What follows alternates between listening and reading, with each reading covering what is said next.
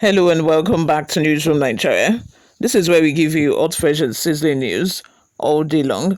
If this is your first time here, you have not subscribed to this channel, kindly subscribe, turn on the post notification bell. Also, leave your opinions in the comment section below. The presidency has dismissed fears that the government is accumulating debts and instead declared that Nigeria is actually under borrowing. Wow. The special advisor to President Bola Tinubu on economic matters, Tope Fasua, made a submission during the channel's television interview on Tuesday, in which he reacted to fears that Nigerians' international debts were on the rise and getting out of hand. He argued that, contrary to widespread fears, national debts have been on the decrease since the advent of the Tinubu administration, and at 39% of gross domestic product (GDP), Nigeria is actually under borrowing. He added that states are also able to pay their debts and there is nothing to be worried about. The presidential aide argued further that the government is only taking loans for developmental projects and not for wastage or embezzlement. At 35% of GDP, Nigeria is actually under borrowing, and of course, regarding debt servicing, the last data I got last month was 64% lower.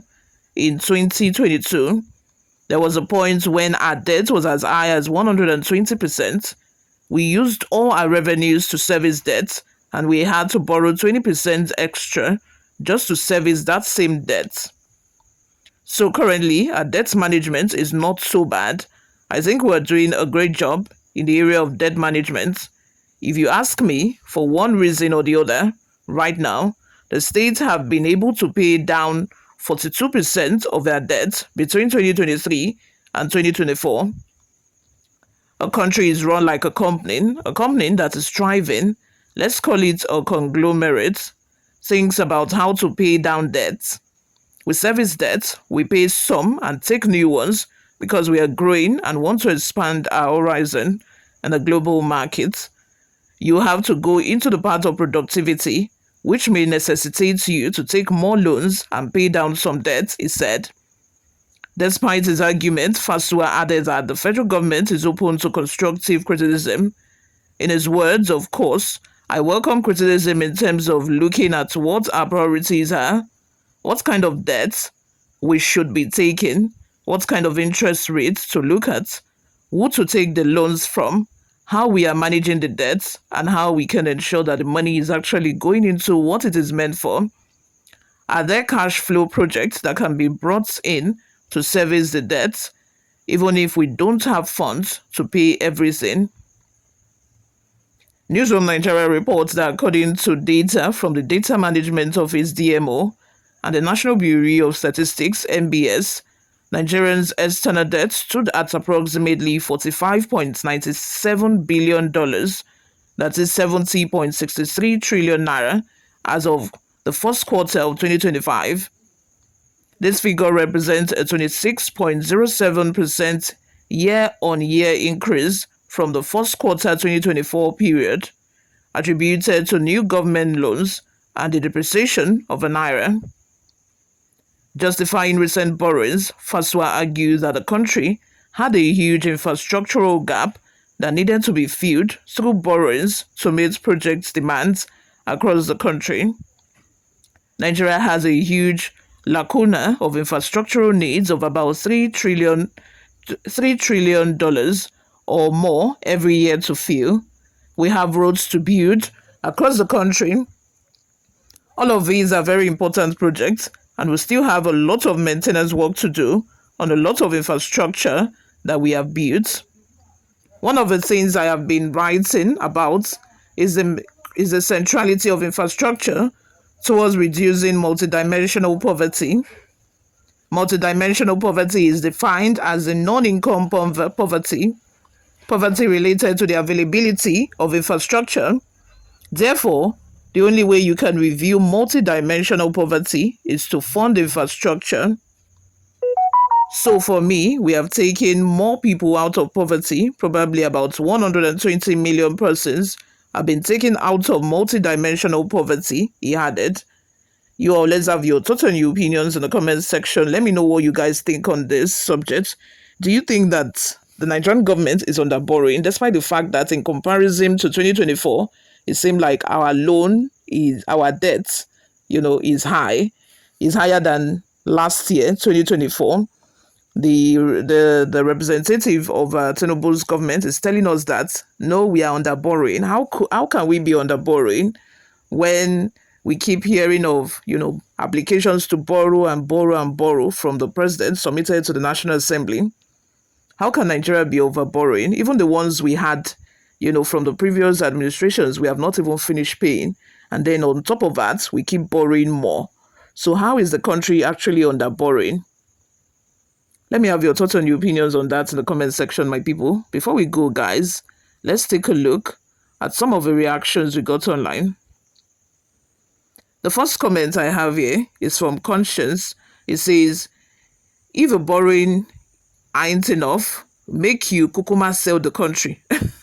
Let everybody rest. So because of growth, because of course we want infrastructure, of course we want to maintain our roads and all of that, but he failed to mention that there are other avenues, other ways that, the federal government is getting income. Money is coming into this country every single day. There is taxation, there is money from crude oil. There are other internally generated revenue that, the government has, but yet he's saying that any government or country that wants to grow must borrow money. That is where I differ.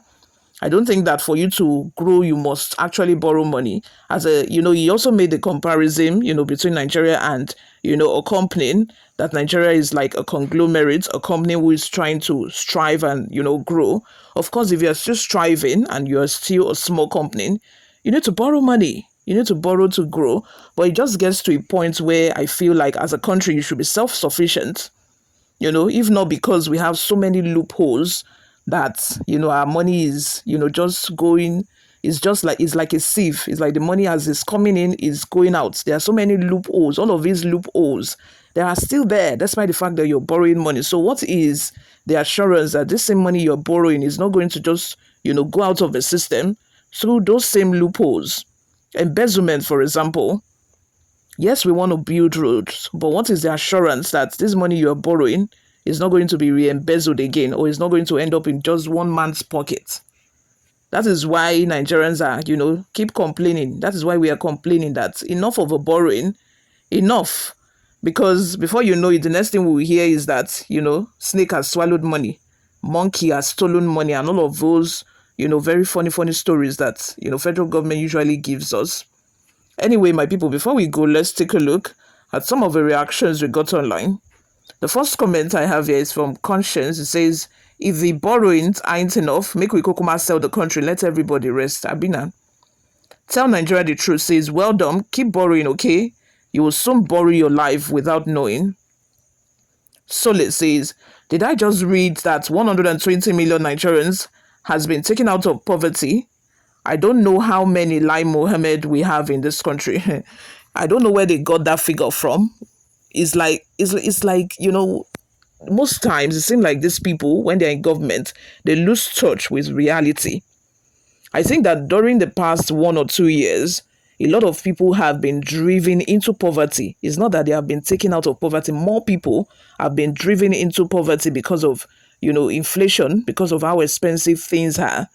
What people can usually afford easily, they can no longer afford it because of inflation. So tell me how you have been able to take 120 million people out of poverty when people are still begging on the streets. There are a lot of beggars on the streets, a lot of agbiros, people resorting to terrible things just to survive.